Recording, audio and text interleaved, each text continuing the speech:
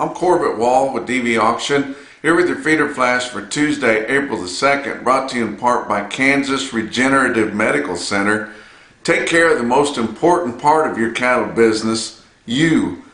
Avoid unneeded surgeries and long painful recovery times to fix bum knees, ankles, hips, and the like. For more information, go to kansasrmc.com. Also, Beaver County Stockyards in Beaver, Oklahoma, they're going to have a little bit lighter run here today on Tuesday at their feeder cattle sale, about 2,000 heads, what they thought. Several loads of yearlings. They'll have about 350 head of 800 to 1,000 pound yearling steers and about 350 head of 6 to 7 weight yearling heifers there. Maybe another 300 wean calves. A lot of them will be light and good little stockers to turn out, and then the balance will be just kind of mixed yearlings and a lot of lighter grazing yearlings in there if you need to finish out your pasture cattle there and you're in the need of some of those. But be a good sale there. And then on Wednesday for the cow sale, they've got several consignments of replacement cattle, including 25 young fancy pairs there, and then there'll be 300 open replacement heifers. They're all 4 deals, but they're all kind of handled the same. They brought them in there, the vets checked them out, they pelvic measured them.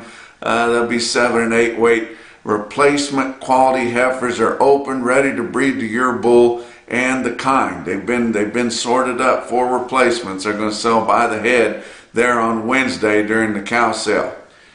Bird, Swan, same difference, but we've been waiting for whatever it was going to be to knock us off this pedestal and to kill this rally that we've been on here for all of this calendar year, going back into last year towards the end. I know last fall there we saw the market kind of dip down a little bit, but then come back strong and been going strong all of this calendar year for sure. But we've been waiting to see what it was going to be, what black swan would knock us off. Well, we found out what it was, and it's a bird. It's a bunch of dead, probably mostly blackbirds that are around the dairies for the most part. But we had more news about the avian influenza in the dairies that came out on Monday afternoon. And the news was that a human dairy worker there has come down with it, and this is fairly new to us. We'd only heard of this one other time, and that was long before we'd ever seen the avian influenza in cattle. And so that we thought this was very rare, and I assume it still is very rare. The individual did not die. In fact, they're only complaining about some inflammation in their eyeball. So a runny eye or something there. And the dairy cattle are not dying either. Now, chickens and turkeys and other avian type animals there that are catching that, a lot of them do die, and sometimes they have to come in there and completely just clean out the herd. But the cattle are not dying, they're recovering. There's not any risk to the milk if you drink it. Of course, it's pasteurized. There's not any risk to the beef if you eat it, and of course you need to cook that all the time anyway. But this deal kind of changed things a little bit whenever we heard it come into a human, and so it's been kind of a game changer. And when that news come out right before the board closed, they completely tanked the board. I mean, absolutely tanked it. And now as we come in on Tuesday, we're open to expanded limits, and it'll be enough to take somebody's head off and maybe lose the whole ranch. They just kept expanding and expanding and expanding those limits now, and we had some April feeder cattle, but we had feeder cattle down the line there close $7.50 lower, and they can go a lot more than that. We had live cattle contracts close $6.10 lower, and now they can go a lot more, because all it takes is one in the cattle to reach the limit, and then it opens them all up so it's scary what's going to happen here on Tuesday. And a lot of times I'm passing this stuff off, and I say that your packers and your funds are just going to use this to ride the market down. And I do think they're going to take advantage of this and use it to ride the market down. They've been looking for any excuse here to do that. But this is no joke. This avian influenza deal, it's no joke. And now they're going to start doing a lot more testing. And as of yet, we have not found one in a beef animal, a beef bovine. But they're going to start testing in feedlots, and some people think that, especially in those inside feedlots, the hoop buildings or the monoslopes, or the ones where they're fed on slats there, where it's more like a dairy type atmosphere, that there could be a chance that they find one. But anytime you start doing massive testing, there's no telling what you're going to find. And if we happen to find one in a beef animal, that will be the third hit from this avian influenza here, or bird flu, on the cattle market. And we're just kind of bracing for that. And we're not sure, what to think of. And and we don't even think that the cattle are giving it to each other. So there's never been no confirmation of that yet. There's been dead birds around the dairies there. You often see dead birds in feedlot and dairy type situations, and we're thinking it's just coming from there. We did find it in 2 more states, or it was announced on Monday, maybe over the weekend they found that, because before we'd only seen it in Texas, New Mexico, and Kansas dairies, but now they've confirmed it in Michigan and Idaho. But both of those places had recently received dairy cattle from an infected state. So it's not one where they've been trying to track one down. I mean, plus, we saw a lot of reporting of this in a lot of different places, New York Times, Wall Street Journal, everywhere. But the only place that we saw a real concern listed in there was in a press release by the National Corporate Beef Association, where they were talking about biosecurity. Of course, when you start talking about biosecurity, that kind of leads into tracking. And of course, we know NCBA wants to have mandatory EID tags in all these cattle. And in that last appropriated spending bill, we know that there's $15 million been appropriated for EID tagging, and NCBA would love to get their hands on that money. So they're going to try to steer this in some type of a deal where we need to be tracking these cattle. Well, the hell of it is, all your dairy cattle are EID tagged anyway. So, and they haven't been having to go through and wand them all and check them out like that. They know where the cases are at. And it's just, there's going to be a lot of different angles here that are going to be taking advantage of this. The heck of it is the guys that have not seized this market, and they watch it go up. They've watched it go up and up and up, and they have yet to seize this market. They're not going to get the full brunt of it, guys, because this market's going to fall off. Now, I did talk to sale barns, feeder cattle auctions. I talked to Jackie Moore Monday afternoon. He said the market was still good in Joplin. They had one hell of a sale on Monday after the board closed down so hard. Said that the market was still going up, and people were still buying cattle. Talked to a friend of mine, cattle buyer in Russell, Iowa, said the same thing. He said it seemed like I was more, talking to him as the buyer, he seemed like I was more concerned about it than what my customers were that were giving me the orders to buy cattle. And we saw some extremely high prices in Russell, and some of them happening after the board closed and after this announcement. So it remains to be seen how bad it is, but whenever you have many of your feeder cattle months closed down $6 to $7 plus, it's going to take a big toll on this cash market. Let's talk about your board on Monday to start the week out. Earlier in the day, it was down, and then it kind of muscled back, and midday, late morning, we were looking at higher prices on your cattle futures. And then when this news come out right before the close, it just cratered everything. April feeder cattle down $4.92 at $180.07. Now our weighted average, our market on fat cattle in the 5-area feeding region is about $188.25 on a weighted average, And your April live cattle, which we're in April now, closed at 180.07. Whoa. June live cattle down 492 at 175.32. Your back months on live cattle down 482 to 610. These limits, these daily limits, or the lack thereof a limit, are huge. They're enough to take somebody's head off. It's enough to make somebody lose their ranch. Now, we did have the farthest out traded month on live cattle, which was August of 25. It was only down 45 cents, if that makes a difference to you. How about April feeder cattle? They were down 670 at 240.42 on the day for Monday. May was down 602 at 242.67. And your back months on feeder cattle contracts were down $6 to $7.50. Ouch. May corn was down 6.5 cents a bushel at 435.5. May beans down 5 3/4 cents a bushel at 11.85 3/4. Kansas City hard red winter wheat for May down 9 3/4 cents at 575.5. And there was nothing technical. You know, you hear them talk about the different technicals. There was nothing technical that had anything to do with that. It was all about the announcement of the avian bird being found in a human and an extra additional state. You know, we often get frustrated with the dairies. We wish that the dairies had nothing to do. We're not kin at all to the beef industry, but we can't help it.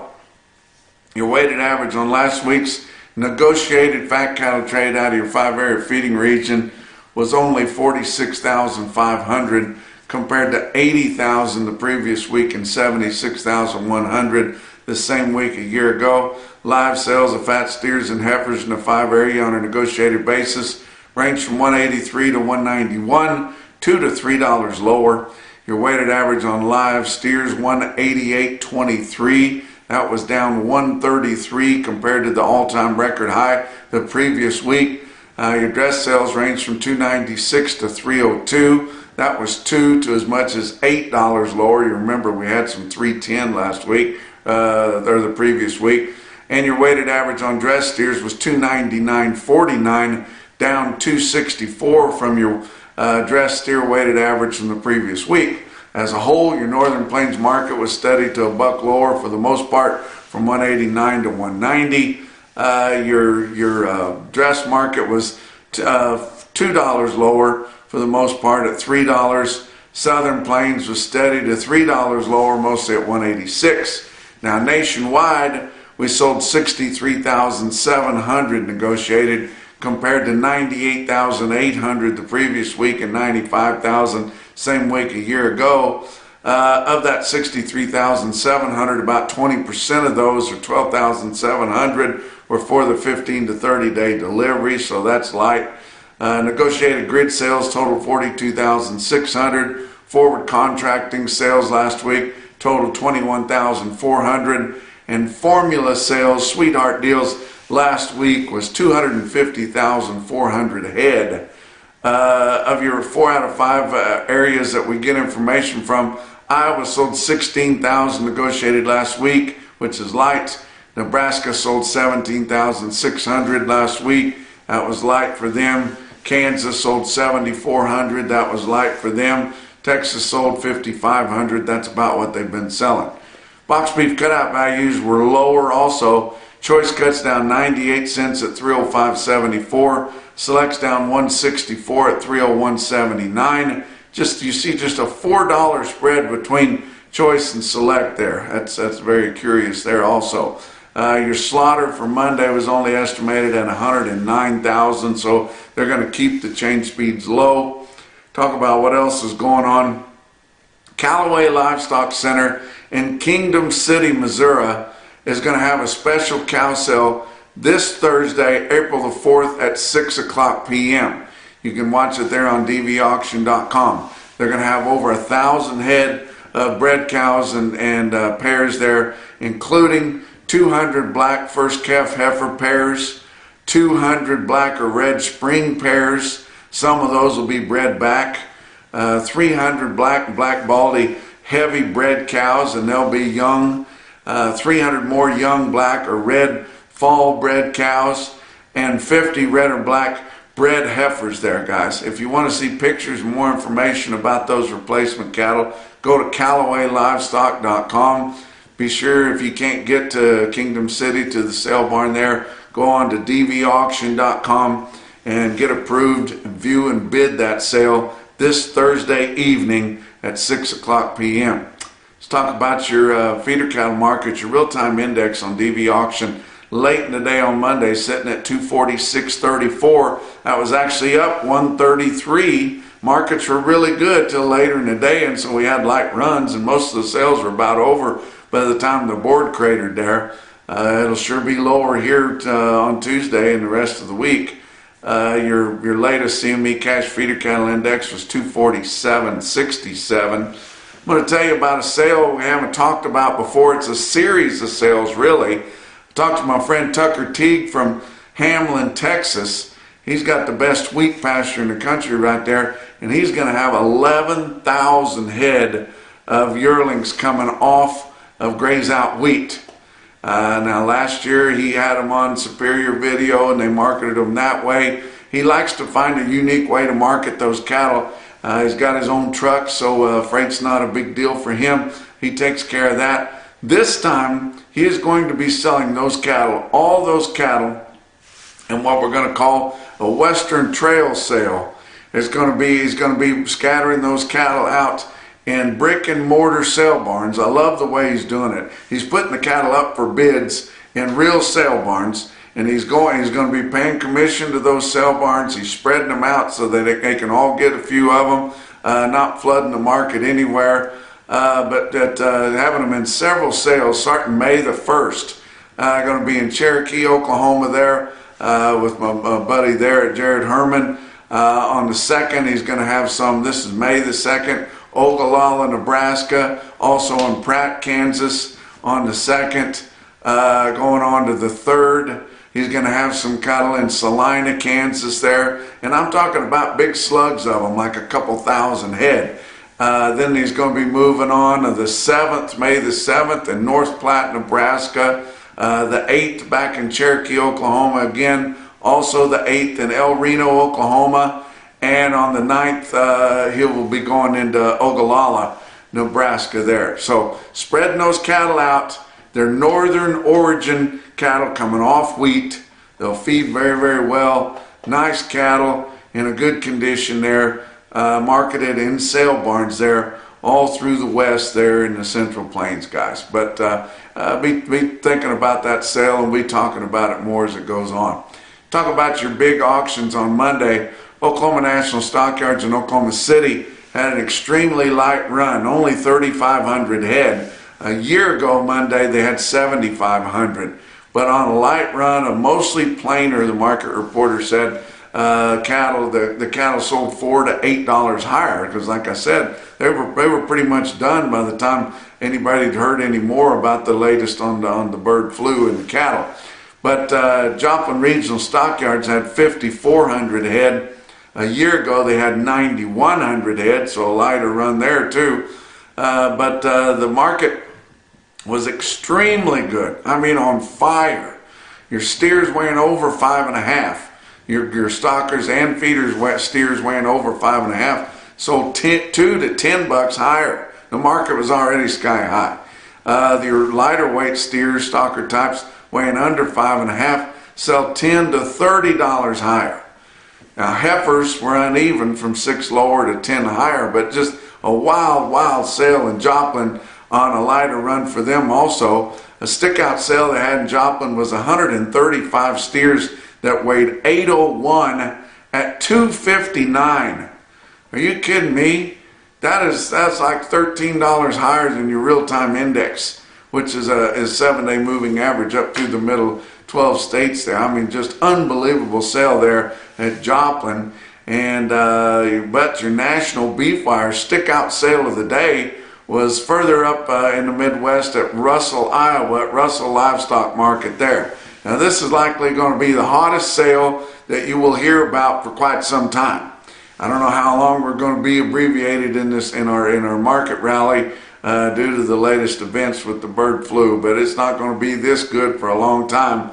But check out your automated market report there at Russell Livestock Market. The market reporter said they didn't have a sale last week, feeder sale, so compared to 2 weeks ago, your steers were kind of uneven, your heifers were sharply higher.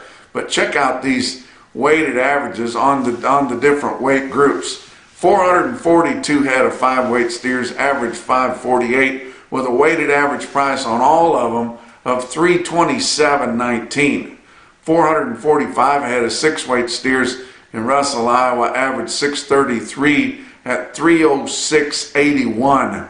There were 585 head of 7-weight steers in Russell. They averaged 743 at $274.95.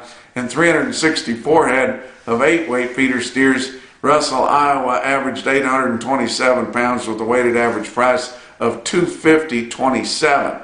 How about the heifers? 535 head of 5-weight heifers, averaged 559 pounds at $285.12. 751 head of 6-weight heifers in Russell, Iowa, averaged 649 at $268.82. And 404 head of 7-weight heifers. Russell Livestock Market in Russell, Iowa, had a weighted average weight of 746, weighted average price of $246.94. How about these individual quotes from all around? Sioux Falls Regional Livestock up in Worthing, South Dakota. DVAuction broadcaster, as is Russell, Iowa, as is Joplin Regional Stockyards. But at Sioux Falls Regional, they sell 64 steers, weighed 811 at $266. Big time quote there. How about Gainesville Livestock Auction, extreme south central Missouri, down in the Ozark Mountains there, guys. Another DV auction broadcaster. 51 head, 577 pound steers, bring $334.50. You kidding me? But the most impressive individual quote that I saw anywhere in your Macrocin, no BS, top quote for the day, indeed come out of Russell Livestock Auction, Russell, Iowa. It was 73 steers, weighed 619 at $321. May be a while before you see that again, guys. That's your feeder flash for Tuesday.